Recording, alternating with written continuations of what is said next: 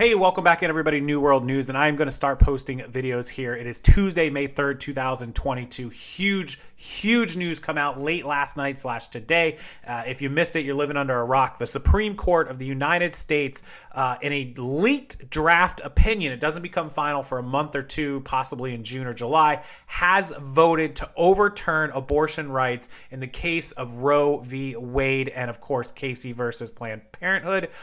This is something that's been around for the last 50 years, I believe, since the late 70s.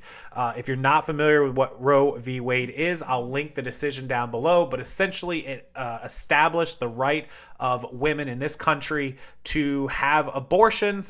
There's, of course, been all kinds of different state dissents on this, where states have had some of their own rules depending on the trimester and the circumstances in the event of criminal activity, rape, mental health issues, physical danger to the mother, danger to the fetus, to the baby. There's been all sorts of different opinions and state rules that have kind of tried to step boundaries over what the Supreme Court has said, but federal law has been established in the Roe v. Wade case, and it was upheld again in Planned Parenthood versus Casey, which was a 1973 decision from Roe v. Wade, and I believe 1992 decision, somebody can fact check me on that, with the Planned Parenthood case versus Casey, and it maintained those rights for abortions. Well, this is a political dissent or a political draft from the Supreme Court that was leaked. This is the first time it has ever happened that an upcoming Supreme Court decision was leaked to the public, and they are, of course,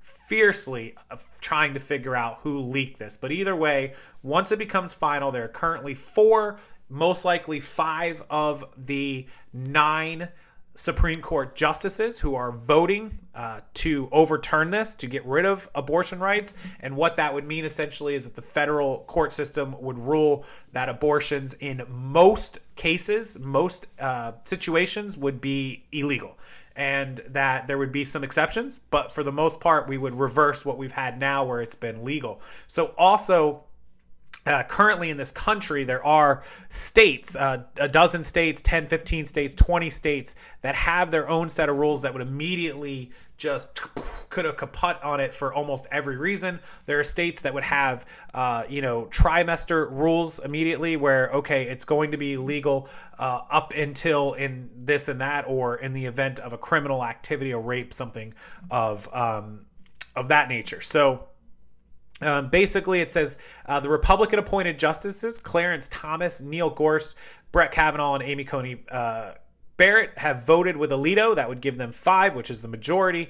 The Democratic justices, Stephen Breyer, Sonia Sotomayor, and Elena Kagan, who are the 3 Democratic appointed justices, would be the dissents, which would be against it, and that would leave just Chief Justice John Roberts. What he will vote won't matter. If he votes with them, it's a 6-3. If he votes against them, it's a 5-4.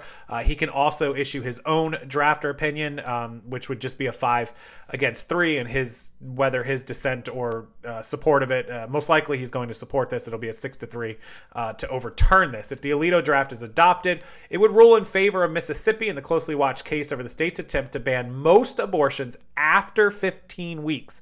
After 15 weeks. So what is that? 3.5 months, give or take. So they're talking first trimester. If you make it into the second one, it would be pretty much banned. So as we scroll down, Roberts stressed that the draft opinion does not represent a decision by the court or the final position, which again will come out in about a month and a half. There have been times that it has changed, but most of the time what you see in the draft opinion is pretty close to final. So we can expect that this will slide through like that. The draft runs 98 pages, pretty significant. The disclosure and leak of it are unknown at this time. Under long-standing court procedures, justices hold preliminary votes on cases shortly after arguments, which were heard previously, and assign a member of the majority to write a draft, which was Alito. The draft is often amended in consultation with other justices, blah, blah, blah. So this is normal standard operating procedure. A George W. Bush appointed who joined the court in 2006, Alito argues that the 1973 abortion rights ruling was an ill-conceived and deeply flawed decision that invented a right mentioned nowhere in the Constitution and unwisely sought to wrench the contentious issue away from the political branches of government. Alito's draft ruling would overturn the decision by the New Orleans-based Fifth Circuit Court of Appeals that found that Mississippi law ran afoul of Supreme Court precedents by seeking to effectively ban abortions before viability, which is a huge argument. Another time, another video. Roe's survey of history ranged from the constitutionality irrelevant to the plain incorrect, adding that its reasoning was exceptionally weak and that the original decision had damaging consequences.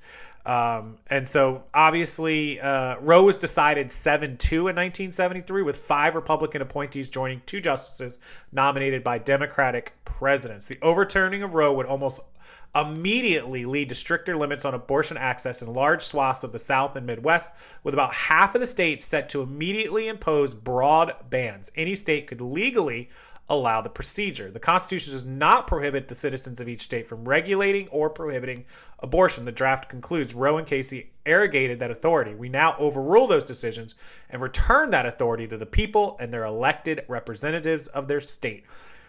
So as we scroll down, there was another story about the states that would basically be really strict on it versus the states that wouldn't be as strict to it. I would have to find that story again. Somebody sent that over to me. But anyways, this came off of the 15-week Mississippi ban. So my opinions don't matter. I'm not a woman. I could have a pro-life, pro-choice, or for or against opinion. It's just, you're never going to make the other half happy no matter which way you believe. So I'm not even going to try. I'll leave the comments to you guys. I'll leave it to the people that are more qualified to weigh in on this, perhaps. Obviously, females, women who may watch this, or anybody else who feels the necessity to go down in the comment section. But this is huge. This is probably the biggest Supreme Court issue to come up in decades. Obviously, a gigantic political hot point. This is going to be huge in the elections, the midterms in November.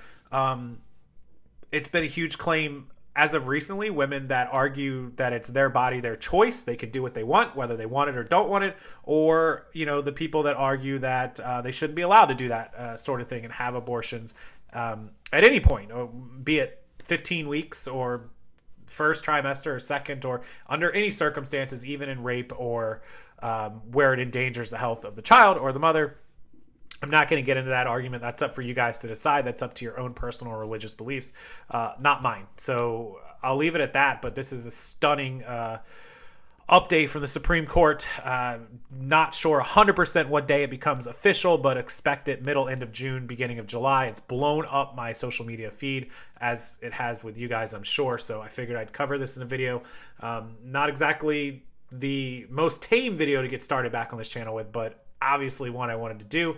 And I appreciate you for watching and taking the time to click that button. And if you could, hit the like button, turn that thumb blue, and subscribe to the channel so I can get some more videos up for you guys and cover the news here in 2022 that's important to you, important to your lives, important to politics, money, and everything else going on around you in the world. So have a wonderful rest of your evening, and can't wait to read the comments. I'll see you guys next time.